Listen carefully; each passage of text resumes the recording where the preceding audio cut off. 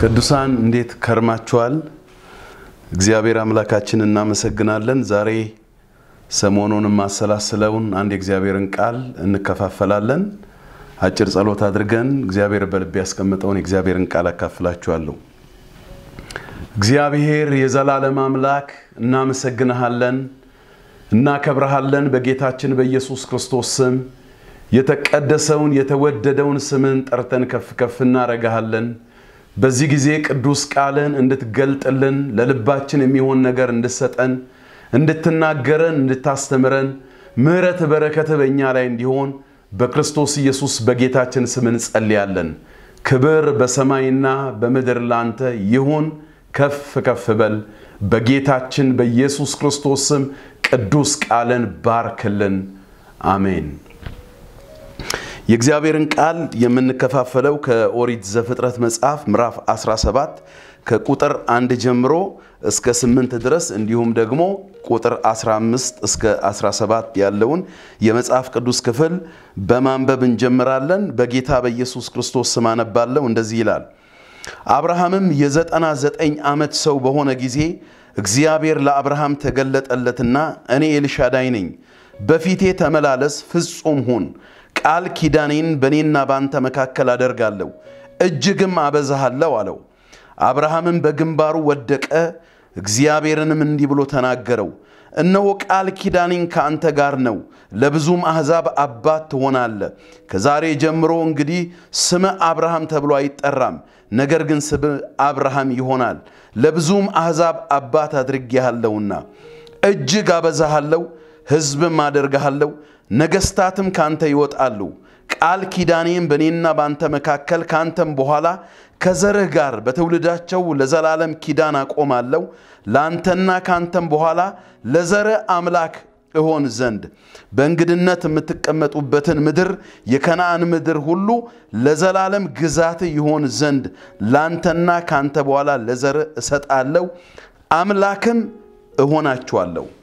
ቁጥር 15 እግዚአብሔርም አብርሃምን አለው፣ የሚስትን የሶራን ስም ሶራ ብለህ አትጠራም፣ ስሟ ሳራ ይሆናል እንጂ እባርካታለሁ፣ ደግሞም ከርሷ ልጅ እሰጥሃለሁ፣ እባርካታለሁም፣ የአሕዛብ እናት ትሆናለች፣ የአሕዛብም ነገስታት ከርሷ ይወጣሉ።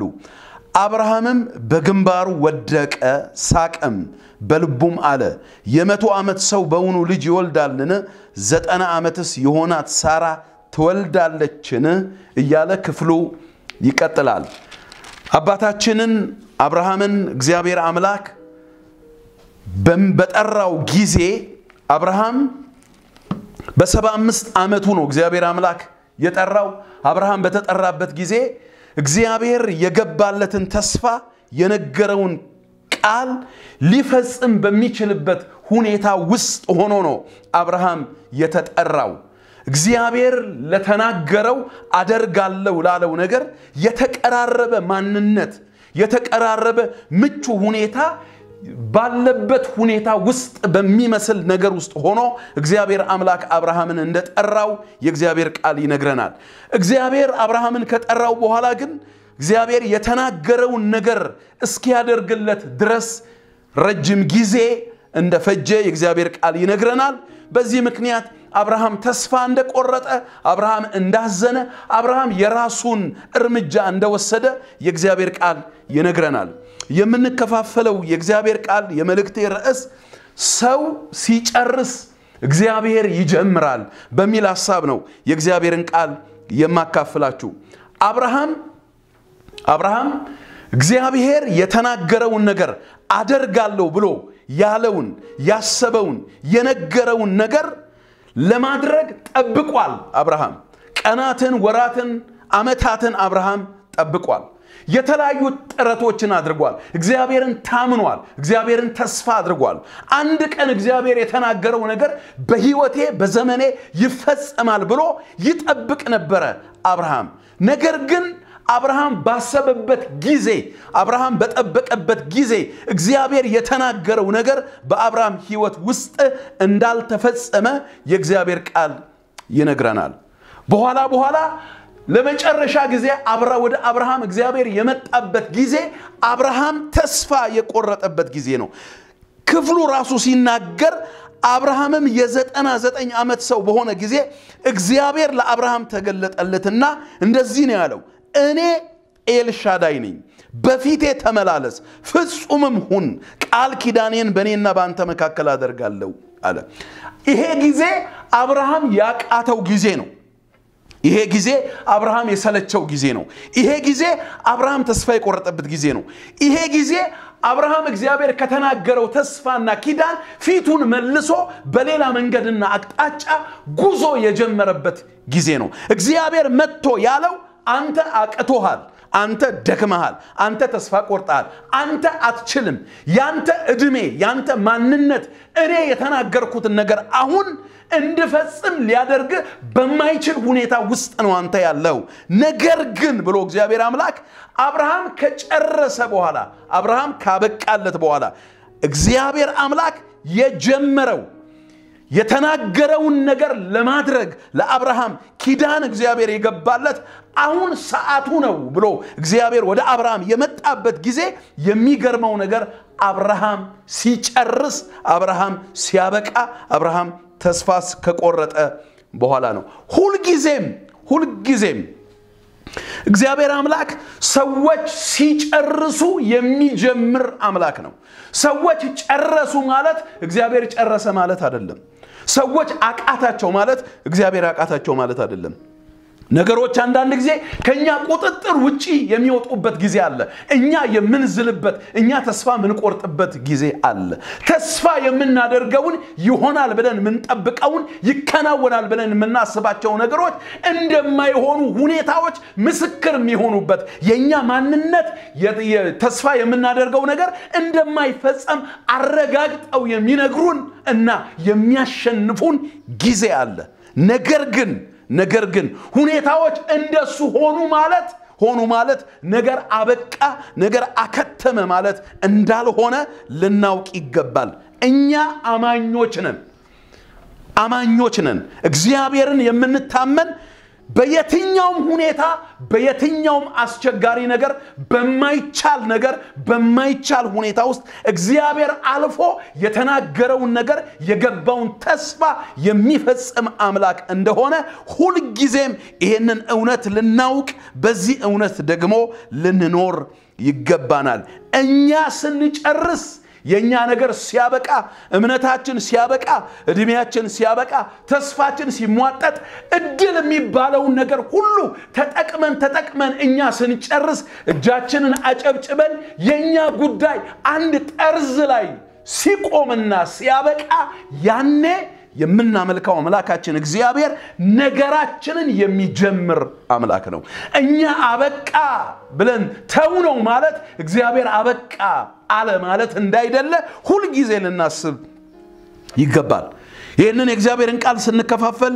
ምናልባት በተለያየ ሁኔታ ውስጥ ያለን ሰዎች የተለያዩ ተስፋዎች የነበሩን ረጅም ርቀት ሄዳለሁ ብለን አከናውናለሁ ብለን እሰራለሁ ብለን አገለግላለሁ ብለን እደርሳለሁ ብለን ብዙ ጅምሮችን ጀምረን ሁኔታዎች ከልክለውን ሁኔታዎች ከቁጥጥራችን ውጪ ሆነው አጣጥፈን አስቀምጠን ፊታችንን በሌላ መንገድ አቅጣጫችንን ቀይረን ለሄድን ሰዎች እኔ እግዚአብሔር መልእክት አለኝ እኛ ስንጨርስ እግዚአብሔር አምላክ ይጀምራል ሁልጊዜም ይሄንን እውነት ልናስብ ይገባል እኛ ተሸነፍን የኛ ክንድ ዛለ የኛ ጉልበት አለቀ የኛ እድሜ አለቀ ሁኔታዎች ከቁጥጥራችን ውጭ ወጡ ማለት እግዚአብሔር ጨረሰ ማለት አይደለም እግዚአብሔር አምላክ እኛ ስንጨርስ የሚጀምር አምላክ ነው ይሄንን የአብርሃም ሕይወት ያሳየናል ጥቂት ሐሳቦችን ለማንሳት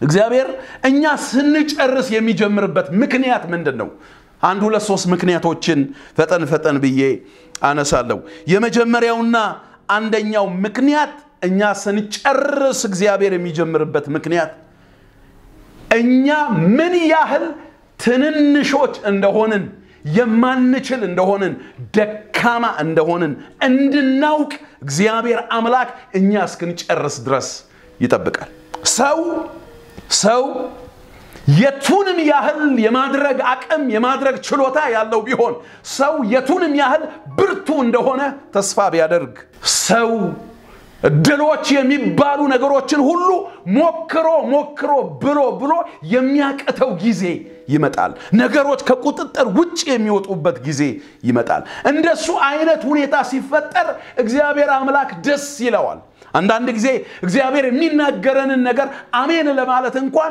የሚያስቸግረን ጊዜ አለ ከሁኔታችን ጋር እናያይዝና ካለንበት ነገር ጋር እናያይዝና ከተጨባጭ እውነት ጋር አልጣመር ሲለን አልመሳከር ሲመለ አሜን ማለት እግዚአብሔር የተናገረውን ነገር ያደርጋል ብሎ ተስፋ ማድረግ የሚያቀተን ጊዜ አለ እሱ ጊዜ ለእግዚአብሔር ይመቸዋል እሱ ለጊዜ ለእግዚአብሔር የሚመችበት የመጀመሪያው ምክንያት እኛ ጨርሰን እግዚአብሔር የሚጀምረው እኛ ደካሞች እንደሆነን ትንንሾች እንደሆነን የማንችል እንደሆነን እንድናውቅ እግዚአብሔር አምላክ ስለሚፈልግ ነው አንድ በጣም በአዲስ ኪዳን በጣም የምወደውና ደስ የሚለኝ እግዚአብሔር ቃል አለ በአንደኛ ቆሮንቶስ መጽሐፍ ምዕራፍ 1 ላይ እንደዚህ የሚል እግዚአብሔር ቃል አለ አንደኛ ቆሮንቶስ ምዕራፍ 1 ቁጥር 19 እና 20 ላይ እንደዚህ ይላል የጥበበኞችን ጥበብ አጠፋለሁ የአስተዋዮችን ማስተዋል እጥላለሁ ተብሎ ተጽፏልና ጥበበኛ የት አለ ጸሐፊ የት አለ የዚች ዓለም መርማሪ የት አለ እግዚአብሔር የዚችን ዓለም ጥበብ ሞኝነት እንዲሆን አላደረገምን በእግዚአብሔር ጥበብ ምክንያት ዓለም እግዚአብሔርን በጥበቧ ስላላወቀች በስብከት ሞኝነት የሚያምኑትን ሊያድናቸው የእግዚአብሔር በጎ ፈቃድ ሆኗል ይላል ቁጥር 25 ላይ ወረድ ብሎ እንደዚህ ይላል ከሰው ይልቅ የእግዚአብሔር ሞኝነት ይጠበባልና የእግዚአብሔርም ድካም ከሰው ይልቅ ይበረታል ብሎ ይናገራል የሰው የመጨረሻ ጥበብ የመጨረሻ ዕውቀት የመጨረሻው ጫፍ የእግዚአብሔር የመጨረሻ ዓለማወቅ ነው የእግዚአብሔር የመጨረሻ ሞኝነት ነው ይሄ መጽሐፍ ቅዱስ ክፍል እንደሚነግረን የሰው የመጨረሻው ብርታት የሰው የመጨረሻው ጉልበት የሰው የመጨረሻው የማድረግ አቅም የእግዚአብሔር የመጨረሻው ደግሞ ድካም እንደሆነ የእግዚአብሔር ቃል ይነግረናል ከሰው ይልቅ የእግዚአብሔር ሞኝነት ይጠበባል ከሰውም ብርታት ይልቅ የእግዚአብሔር ድካም ይበረታል ብሎ ይናገራል ስለዚህ እኛ ስንደክም እኛ ተስፋ ስንቆርጥ ከኛ ቁጥጥር ውጪ ሲወጣ እግዚአብሔር ነገራችንን ይጀምራል ማንነታችንን ያሳውቀንና አቅማችንን ያሳየንና ልካችንን ያሳየንና የምናመልከው አምላካችን እግዚአብሔር ጅማሬ ያደርጋል እሱ በፍጹም ትህትና እግዚአብሔርን ለመከተል ይጠቅመናል ማንነታችንን አውቀን ከእግዚአብሔር ጋር ተጠግተን የእግዚአብሔር ጥገኞች እንድንሆን ይጠቅመናል አቅማችንን ማወቅ ልካችንን ማወቅ እግዚአብሔር ሁሉ ጊዜም ልባችን ከፍ ሲል ማድረግ እንደምንችል ማከናወን እንደምንችል እኔ ጋር አለ የሚለው ትምክታችንን ከህይወታችን ከዙሪያችን ለማስወገድ ሲፈልግ በአለመከናወን መንገድ ባለመሳካት ጎዳና እንድንሄድ እግዚአብሔር የሚፈቅድበት ጊዜ አለ ያኔ እኛ ስንጨርስ እግዚአብሔር ይጀምራል አቅማችንን አሳይቶ ጉልበታችንን አሳይቶ ትንሽነታችንን ካሳየን በኋላ በደከምንበትና ተስፋ በቆረጥንበት እግዚአብሔር እንደገና መጀመርን እንደገና ትንሳኤን እንደገና ህይወትን እግዚአብሔር አምላክ የሚዘራ አምላክ እንደሆነ ይሄንን እውነት ልናውቅ ይገባል እኛ ስንጨርስ እግዚአብሔር የሚጀምረው ትንሽነታችንን አለመቻላችንን እንድናውቅ ሊያደርገን ሲፈልግ ነው ሁለተኛው እኛ ስንጨርስ እግዚአብሔር የሚጀምረው ክብርን ሁሉ ለእግዚአብሔር ለአምላካችን እንድናደርግ እግዚአብሔር አምላክ እኛ ስንጨርስ እሱ ይጀምራል ሰው እስኪ ጨርስ ድረስ የመጨረሻ አቅሙን የመጨረሻ እድል አሟጦ እስኪ ተጠቀም ድረስ እግዚአብሔር ዝም የሚግልበት ጊዜ አለ ብሎ አቅቶት ሲዘጋ በቃ ሲል እግዚአብሔር አምላክ ይመጣል ያኔ አብርሃም በዚህ አሁን ባነበብነው የመጽሐፍ ቅዱስ ክፍል ለመጨረሻ ጊዜ እግዚአብሔር አምላክ መጥቶ የዛሬ ዓመት እንደ ዛሬ ወደ አንተ እመጣለሁ ሚስት ሳራ ወንድ ልጅ ታቀፋ ታገኛታለህ ብሎ ሲናገር አብርሃምም በእግዚአብሔር ፊት በግንባሩ ወደቀ ሳቀም ይላል ሳቀ ይላል ምክንያቱም እሱ ጋር ያለው ነገር ሁሉ አልቋል ነገር ሁሉ አክተሟል አሁንም እግዚአብሔር ይሄንን ነገር ይናገራል አሁንም ምክንያቱ የምናመልከው አምላካችን እግዚአብሔር ሰው ሲጨርስ ጀምሮ አቅሙን የሚያሳይ ጉልበቱን የሚያሳይ የማድረግ ኃይሉን የሚያሳይ ማንነቱን እንድናውቅ የሚያደርገን አምላክ ነው ትልቅነቱን ለማሳየት ባለመቻል መንገዳችን ውስጥ መጥቶ ትንሳኤንና ህይወትን ዘርቶ እግዚአብሔር አምላክ ክብርን ሁሉ ለራሱ እንድናደርግ ያደርገናል ዛሬ ህዝበ ክርስቲያኑ ሁሉ የእምነት አባታችንን አብርሃምን በምሳሌነት የሚያነሳበት ምክንያት አብርሃም በተጠራበት በ75 ዓመቱ ወልዶ ቢሆን ኖሮ በጣም የተለመደ ይሆን ነበር በጣም በተለመደው መንገድ ይስሐቅ አልመጣም የተለመደው መንገድ እስኪያልቅ ድረስ እግዚአብሔር አምላክ ጠብቆ ነበር የተለመደው መንገድ ካለቀ በኋላ በጣም የሚገርመው ነገር አብርሃም መውለድ በሚችልበት እድሜ እስማኤልን ወለደ አብርሃም መውለድ በማይችልበት እድሜ ግን የተስፋው ልጅ ይስሐቅን ነው የወለደው እኛ ማድረግ በመንችልበት ነገር አድርገን ከመናመጣው በጎ ከሚባል ነገር ይልቅ እኛ በማንችልበት ሁኔታ ውስጥ የምናመልከው አምላካችን እግዚአብሔር መጥቶ የሚሰራው ነገር ለዘላለም በረከት ለዘላለምም ደግሞ ለእርሱ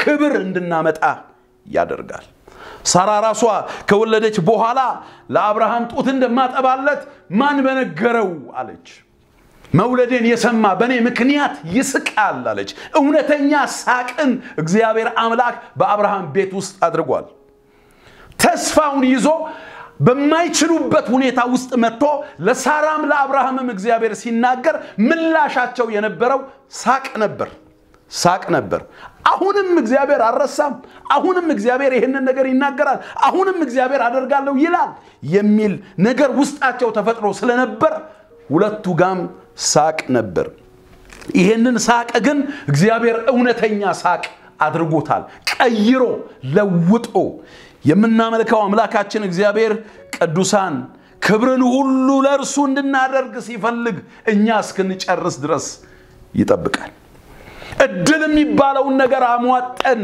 እስክንጠቀም ይጠብቃል ቀዳዳ የሚባሉ ነገሮችን ሁሉ ተጠቅመን ብለን አቅቶን ዘግተን እኛ ቁጭ ስንል ያኔ እግዚአብሔር ይነሳል የኛ አለመቻል የእግዚአብሔር መቻል ጅማሬ ነው እግዚአብሔርኛ ስንቀመጥ እርሱ ለመስራት ይነሳል ያኔ እግዚአብሔር የሰራው እግዚአብሔር ያደረገው እግዚአብሔር ያከናወነው ነገር ሁሉ ወደ ኋላችን ዘወር ብለን እንመለከተና ለምናመልከው ለአምላካችን ለእግዚአብሔር ክብርን ሁሉ የምንሰጥ ሰዎች እንሆናለን የዚህ ምክንያት ምንድነው ሲባል ሲመረመር ሲታሰብ ሲወራ ዞሮ ሄዶ የሚያርፈው በእግዚአብሔር የመቻል አቅም ላይ ነው በእግዚአብሔር ማንነት ላይ ይሆናል ይሄ እንዲሆን እግዚአብሔር በማንችልባቸው የህይወት መንገዶችና ጎዳናዎች እንድንሄድ የሚፈቅድበት ጊዜ እንዳለ ሁሉ ጊዜ ይሄንን እውነት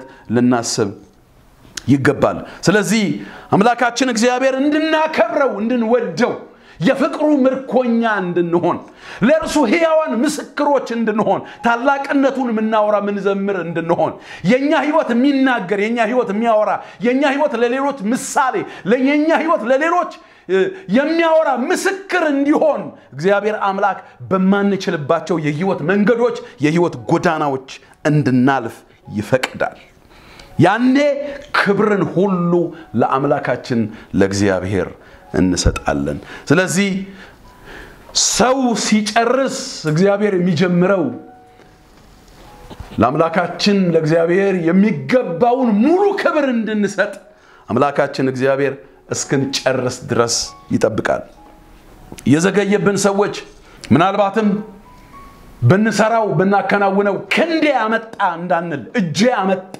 እንዳንል ለጌዲዮን እግዚአብሔር አምላክ እንደሱ ነው ያለው ለሰልፍ በወጡበት ጊዜ ህዝቡ እጅግ በስቷል እስራኤል ክንዴ አዳነኝ እንዳይል ከነርሱ ጋር አልወጣም እግዚአብሔር አምላክ ብሏል።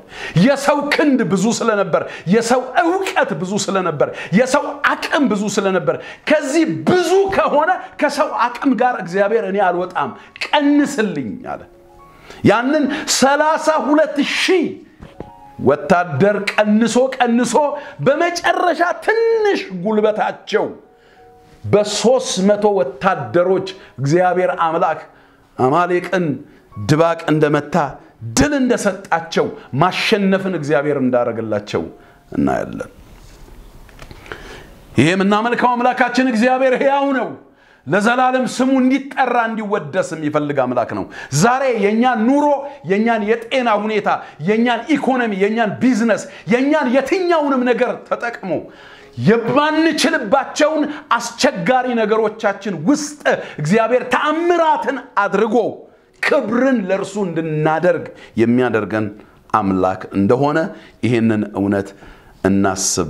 ዛሬም የእግዚአብሔርን ቃል ሳካፍላችሁ የምነግራችሁ እውነት በተለያየ በአስቸጋሪ የህይወት መንገድና ጎዳና ለምታልፉ ሰዎች እኔ ምስራች አለኝ። እናንተ ስትጨርሱ እግዚአብሔር ይጀምራል። እኛ ስንጨርስ እግዚአብሔር ይጀምራል። እኛ ስንሸነፍ እግዚአብሔር አምላክ ለድላችን እንደገና የሚነሳ አምላክ እንደሆነ ይህንን እውነት ልናስብ ይገባል። ሶስተኛውና የመጨረሻው ምክንያቴ በሚቀጥለው የህይወት ዘመናችን ሁሉ እርሱን የምንታመንበትን እውነት ሊያስተምረን እግዚአብሔር አምላክ እኛ ስንጨርስ ይጀምራል። አንዳንድ ጊዜ ታውቃላችሁ ቅዱሳን አንዳንድ ጊዜ እግዚአብሔር አምላክ በህይወታችን የሚያደርገው ነገር ለአንድ ጊዜ የምንጠቀመው አይደለም። ለአንድ ጊዜ የምንጠቀመው አይደለም። ዛሬ ያደረገልንን የሰራልንን ያከናወነልንን ነገር ነገ ተመሳሳይ በሆነ በተለያየ የህይወት መንገድና ጎዳና ስናልፍ ለሚገጥሙ ነገሮች የምንጠቀምባቸው መታመኛ እንዲሆኑን እግዚአብሔር አምላክ ስለሚፈልግ በማንችልባቸው የህይወት መንገድና ጎዳናዎች እግዚአብሔር አምላክ ያሳልፈናል። ጌታችን ኢየሱስ ክርስቶስ ደቀ መዛሙርቱ እንጀራ መያዝ ረሱ እና እንደዚህ አላቸው። ከፈሪሳውያንና ከሰዱቃውያን እርሾ ተጠበቁ ሲላቸው ስለ ትምህርታቸው ሲናገር እነሱ ምናልባት እንጀራ ስላልያዝን በቀኔ እየተናገረን ነው ስለረሳን አሉ። አላስተዋላችሁም አላቸው። አላስተዋላችሁም? ከሁለት ዓሳና ከአምስት እንጀራ ስንት መሶብ እንዳነሳችሁ ትዝ አይላችሁም አላቸው። እንዴት የእንጀራ ጉዳይ ለኔ ዋና ነገር ነው አላቸው። ትላንት ያደረኩትን ታምራት ለዛሬ እንዴት አታስቡትም? ለዛሬ እንዴት መንዝራችሁ አትጠቀሙትም? ብሎ ጌታችን ኢየሱስ ክርስቶስ ደቀ መዛሙርቱን እንደወቀሰ የእግዚአብሔር ቃል ይነግረናል። ስለዚህ የሚገርመው ነገር እግዚአብሔር አምላክ በህይወታችን በተለያዩ ጊዜዎች የሚሰራቸው ታምራቶች የሚሰራቸው እርዳታዎች የሚሰራቸው እገዛዎች የሚያደርጋቸው ባርኮቶች ለወቅቱ ብቻ የሚሰሩ እውነቶች አይደሉም።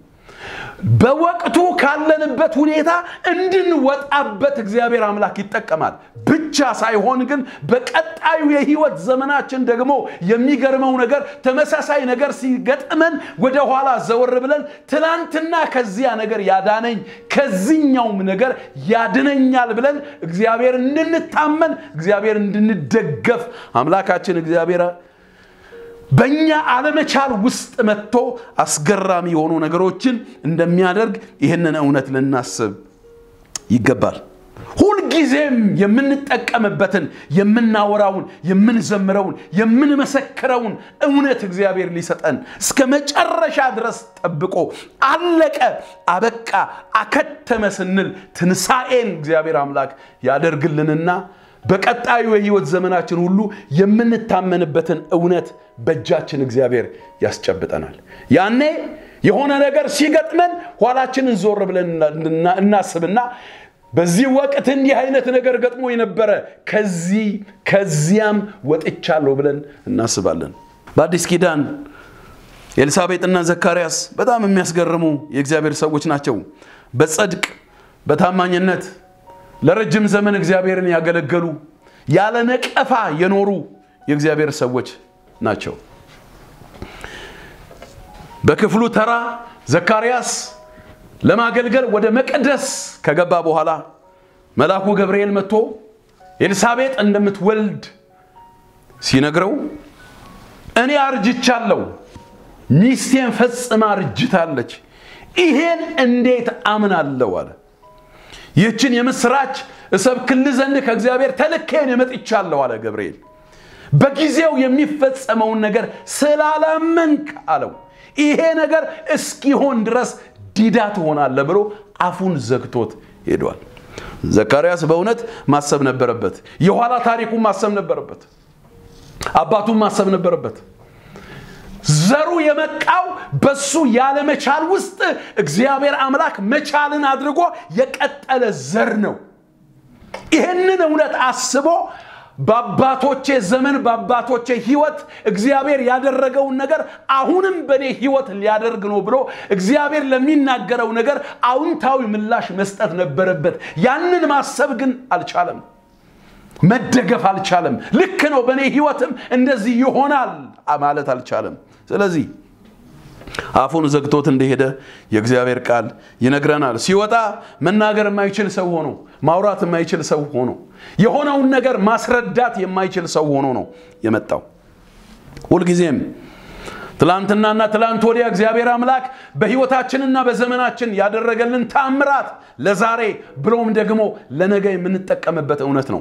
ዛሬ ምናልባት በእግዚአብሔር ጣልቃ ገብነት በእግዚአብሔር ገላጋይነት ብዙ ተአምራትን በህይወታችን ያየን ሰዎች በሚቀጥለው የህይወት ዘመን ያንን የሚመስል ሌላ ነገር ሲመጣ ትላንትና እግዚአብሔር ያደረገውን ነገር በማሳየት በአምላካችን በእግዚአብሔር የምንደገፍ የምንታመን ሰዎች ልንሆን ይገባል።